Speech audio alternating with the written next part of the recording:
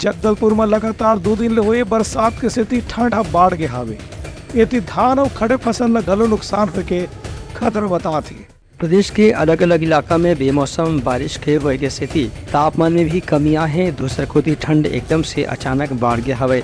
इसने जगदलपुर में भी पाँच 2 दिन ने हुआ बारिश के कारण तापमान एकदम कम हो गए है और बहुत ज्यादा ठंड पड़े थे। दूसर कोती बेमौसम बारिश के कारण धान के अलावा दूसर फसल भी नुकसान होए के खतरा बढ़ गया हवे। जिला प्रशासन डहार ले धान खरीदी केंद्र में प्रबंधक और पदाधिकारी मन ला खुला में रखे धान ला सुरक्षित रखे के निर्देश जारी करे गए है, लेकिन जौन खड़ा फसल खेत में हवे ओकर नुकसान से इनकार नहीं करे जा सके।